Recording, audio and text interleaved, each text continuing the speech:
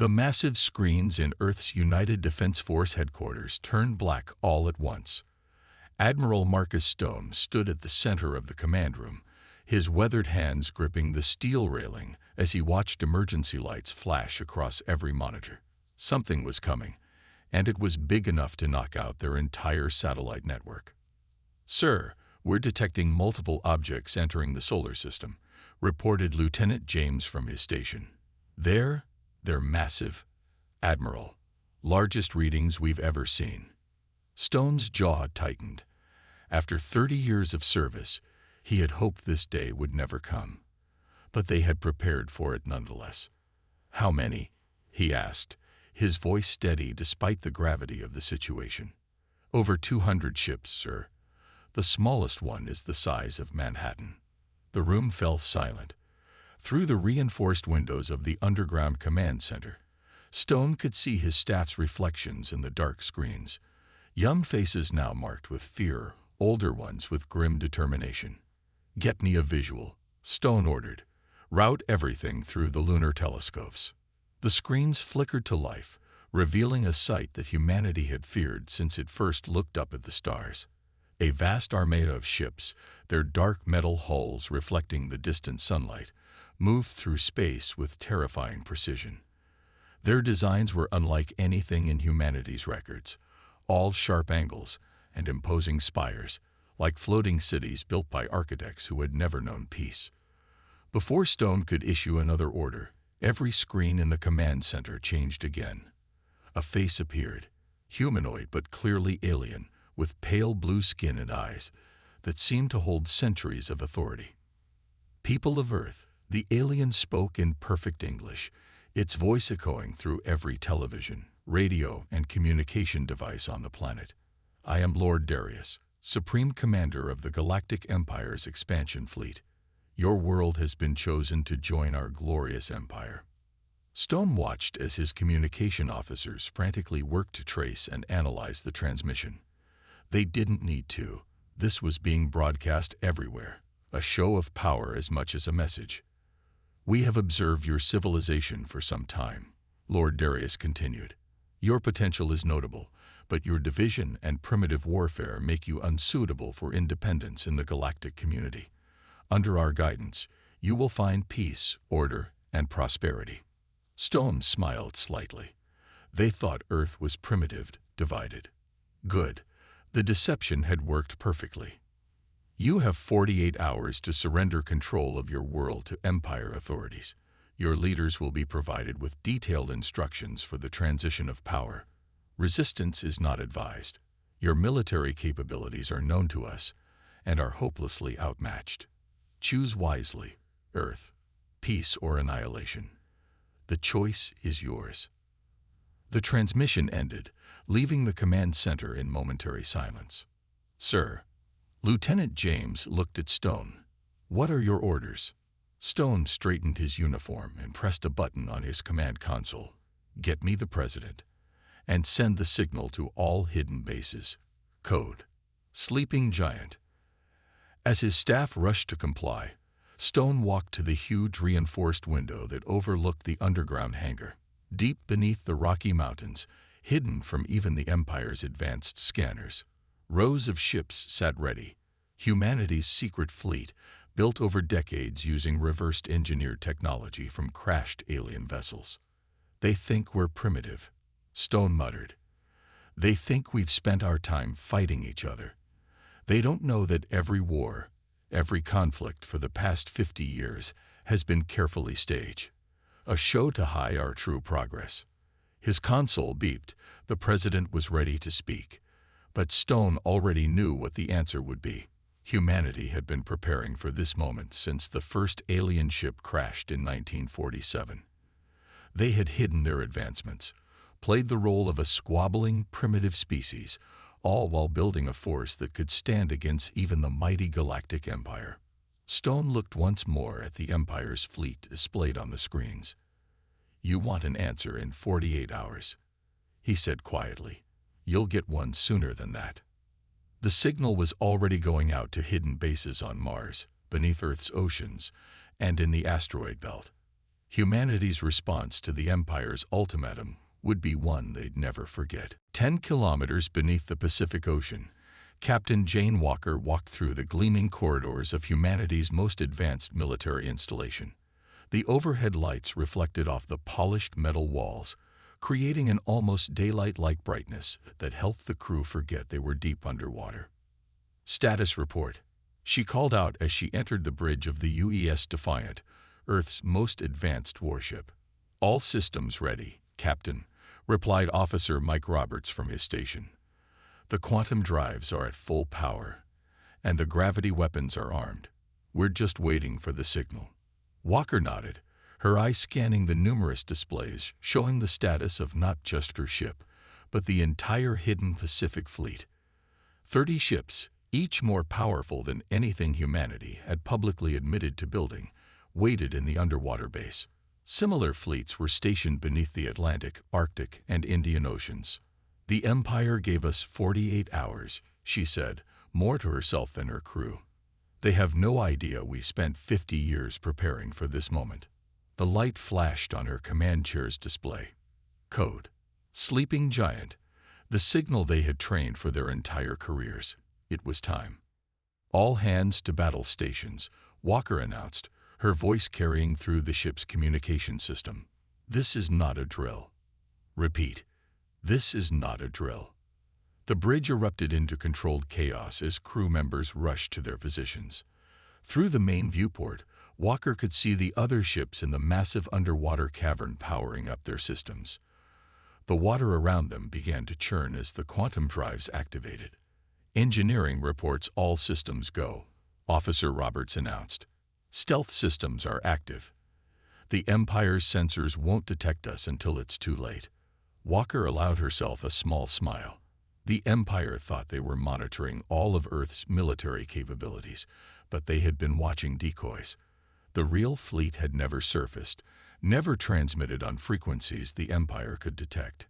"Begin surface ascent sequence," she ordered. "Activate the water displacement shields." The entire cavern shuddered as ancient doors, disguised as the ocean floor, began to open above them. Millions of tons of water swirled around specially designed channels, allowing the ships to rise without creating any surface disturbance that might alert the Empire's fleet. As they ascended, Walker thought about the technologies their ships carried. Quantum stealth systems that bent light and sensor readings around them. Gravity manipulation weapons that could tear apart enemy ships at a molecular level. And most importantly, shield systems that operated on principles the Empire had never encountered. "Message from Admiral Stone, Captain," her communications officer reported. "All other fleets report ready. We are green for Operation Thunderbolt." Walker straightened in her chair. "Put me through to all ships in the Pacific Fleet." The computer chimed, indicating an open channel. "This is Captain Walker to all ships. For 50 years, humanity has hidden its true strength, waiting for this day. The Empire expects us to surrender. Instead, we're going to show them why you should never underestimate human ingenuity. All ships, prepare for combat surface maneuver Delta 7.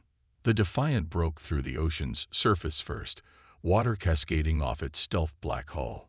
Around it, 29 other ships emerged like ancient sea monsters waking from their slumber.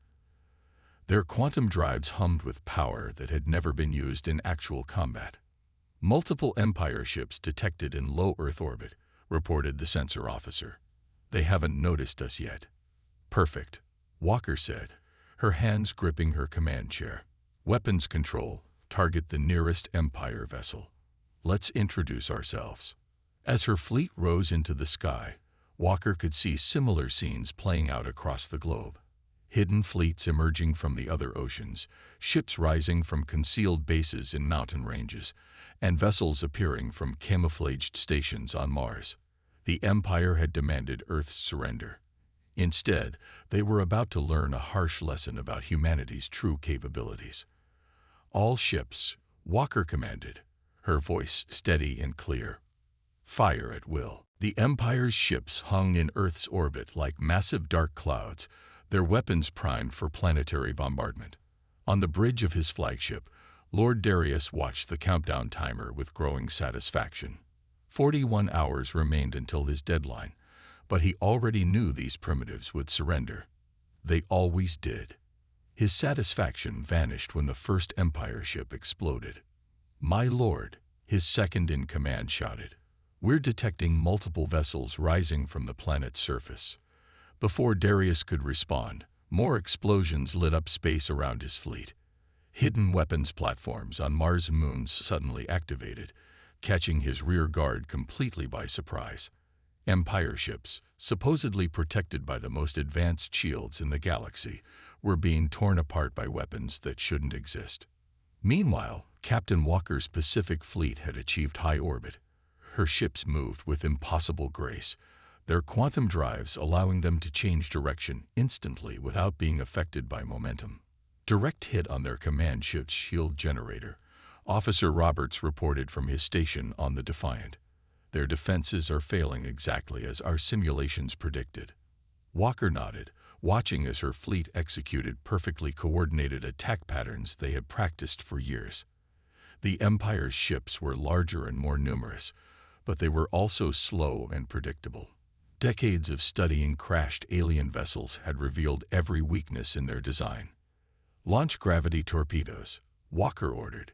"Target their power distribution nodes." Streaks of dark energy shot from the Earth ships, passing straight through the Empire's shields, as if they weren't there. When the torpedoes detonated, they created localized gravity wells that crushed sections of the enemy vessels like paper. In the Rocky Mountain Command Center, Admiral Stone watched the battle unfold with grim satisfaction. "Status report," he demanded. "Atlantic Fleet has destroyed 23 enemy ships," Lieutenant James reported. "Indian Ocean Fleet reports similar success. Mars Defense Platform Beta has eliminated their entire rear guard. No casualties on our side yet, sir." Stone allowed himself a small smile. "Send word to Captain Walker. Begin Phase 2 of the attack." Back in orbit, Walker received the order and immediately began implementing it. "All ships, switch to capture protocols," she commanded. "Remember your training. We want their technology intact." The Earth fleet's tactics shifted. Instead of destroying Empire ships, they now focused on disabling them. Precision strikes from gravity weapons swept through enemy vessels, targeting their power systems and engines while leaving the hulls intact. Lord Darius watched in horror as his mighty fleet was systematically torn apart by weapons he had never seen before. These weren't the primitive rockets and nuclear devices his intelligence had reported. This was technology that rivaled or exceeded the Empire's best designs. "My lord," his tactical officer called out, panic in his voice. "We're detecting more ships emerging from behind Earth's moon. And something is coming out of Jupiter's atmosphere." A massive ship, twice the size of Darius's flagship, rose from Jupiter's swirling clouds. For decades, humanity had maintained a secret shipyard within the gas giant, using its storms as the perfect cover from prying eyes. "Send the retreat signal," Darius ordered, his voice shaking. "We need reinforcements." But retreat wasn't as simple as he expected. Earth's ships had positioned themselves in a complex three-dimensional net, using their superior maneuverability to herd the Empire fleet into a killing zone. "Message from Admiral Stone," Walker's communications officer announced. "All fleets are to execute Maneuver Omega. The Jupiter Force will handle any ships that try to escape." Walker smiled. Maneuver Omega was her favorite tactic, a complex dance of ships and gravity weapons that would leave the Empire's vessels helpless. "Send word to all ships," she ordered. "Begin final attack run. Let's show the Empire why you don't threaten Earth." The battle was far from over, but humanity's first strike had achieved something unprecedented. It had made the mighty Galactic Empire feel fear. Lord Darius stood in the wreckage of his flagship's main bridge, his pale blue face twisted with rage. Half of his mighty fleet lay in ruins, captured or destroyed by weapons that shouldn't exist. But now his reinforcements had arrived, 300 more ships, each carrying enough firepower to level a continent. "Begin the attack," he commanded. "Target their major cities. Show these humans the price of defiance." Across Earth's orbit, the Empire's new fleet moved into position. Their weapons charged, releasing beams of energy powerful enough to crack the planet's crust. But as the beams struck Earth's atmosphere, something unexpected happened. A shimmering blue field appeared, absorbing and dispersing the attacks harmlessly into space. Admiral Stone watched from his command center as the planetary shield grid performed exactly as designed. Shield grid holding at 98% capacity. Lieutenant James reported, "The Empire's weapons are exactly as powerful as we predicted from our studies of their crashed ships." Stone nodded. "Activate all defensive platforms. Let's show them our own surprises." Hidden defense satellites, carefully disguised as space debris over the past decades, suddenly came to life.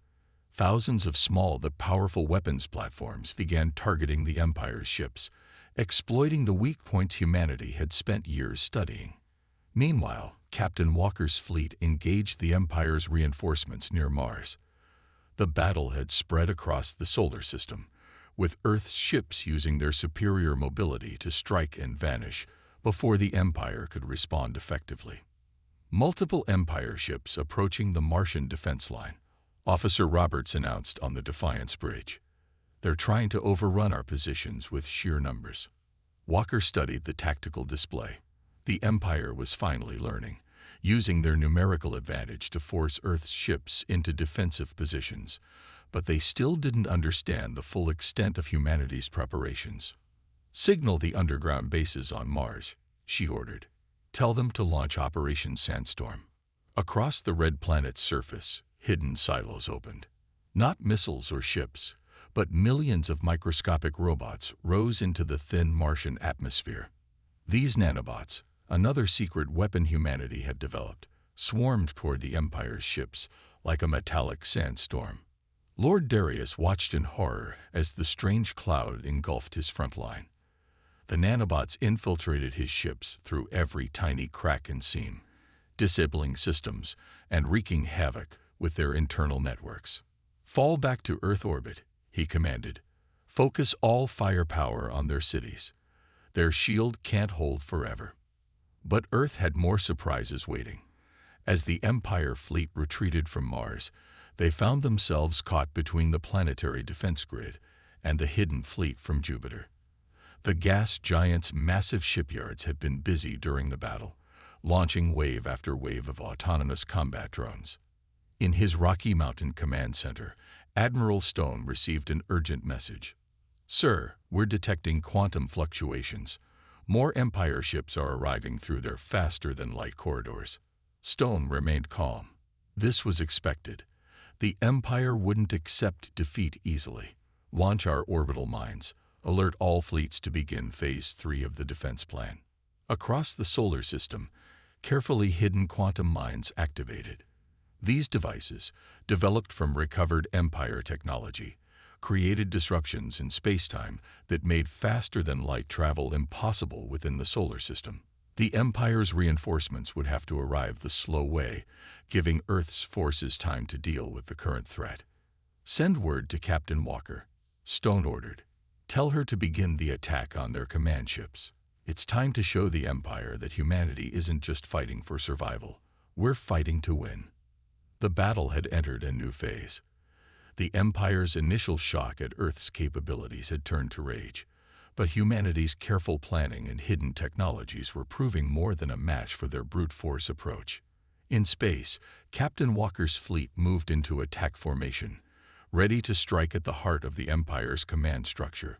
The real war was just beginning. Commander Tom Reynolds floated in zero gravity aboard a captured Empire vessel, his magnetic boots the only thing keeping him anchored to the floor.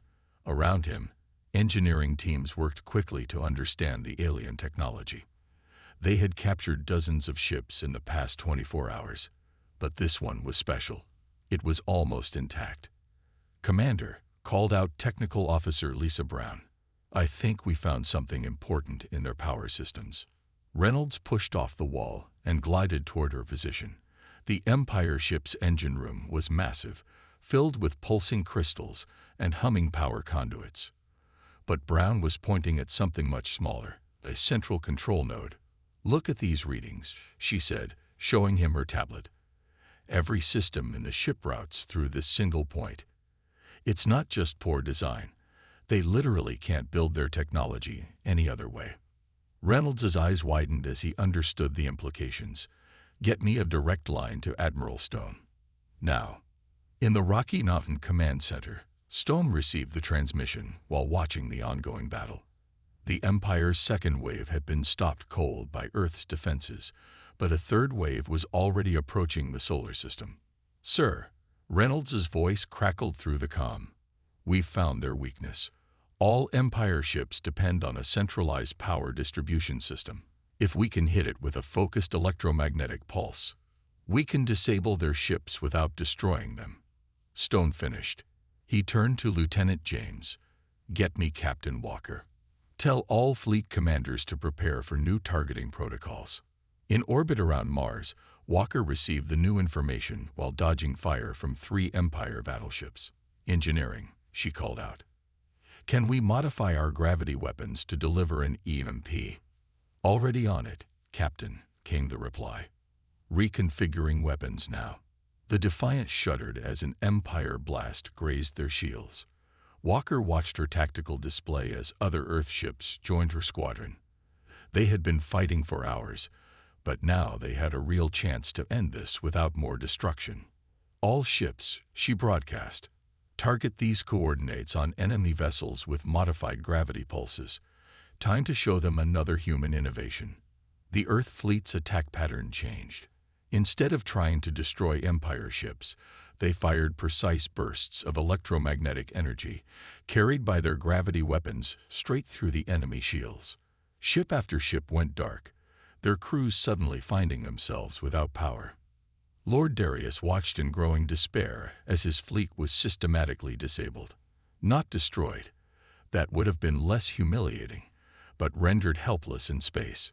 "My lord," his second-in-command reported, "we're losing ships faster than ever.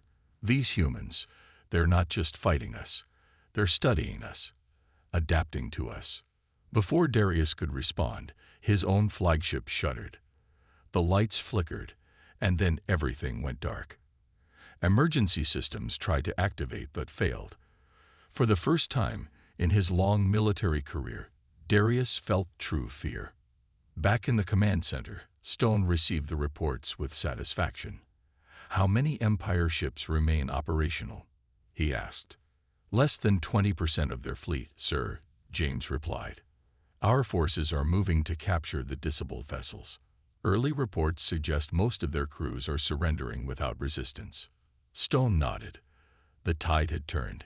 In just a few days, humanity had gone from a supposedly primitive civilization to one that had defeated the galaxy's greatest military power. But he knew this wasn't the end. It was just the beginning. "Send word to all fleet commanders," he ordered. "Begin rescue operations for Empire crew members. Show them that humanity knows how to be merciful in victory." As Earth ships moved to secure their prizes, Commander Reynolds and his engineering teams continued their work. Every captured ship, every piece of Empire technology they studied, made humanity stronger. The Empire had wanted Earth to surrender. Instead, they had given humanity the keys to the stars. Dr. Anna Miller walked through the makeshift medical bay set up in one of Earth's orbital stations. Around her, hundreds of Empire crew members received treatment, their blue skin standing out against the white medical beds. But it was one particular patient who had caught her attention, an Empire navigator who couldn't stop talking about the resistance movements. "You don't understand," the navigator said, his voice low and urgent. "There are thousands of worlds like yours in the Empire, worlds that want to break free but lack the strength to fight back. When they hear about Earth..." Miller nodded, making notes on her tablet. She had heard similar stories from other captured crew members, but this was different. This navigator had access to Empire communication networks. "Admiral Stone needs to hear this," she decided, turning to leave the medical bay. "Keep him comfortable. she instructed the medical staff. In the command center, Stone listened intently as Miller shared her discoveries. The Empire wasn't as unified as they had thought. Dozens of species, hundreds of worlds, all waiting for a chance to break free. "Sir," Lieutenant James interrupted, "we're picking up unusual transmissions from the captured Empire ships. They're asking for asylum." Stone raised an eyebrow. "Put it through." A holographic display activated, showing an Empire officer whose uniform markings identified him as a fleet captain. "I am Captain Rass of the Empire's 3rd Expansion Fleet," he announced. "My crew and I wish to defect to Earth forces." The command center fell silent. Stone studied the alien captain's face carefully. "Why?" he asked simply. "Because you did what no one else could," Rass replied.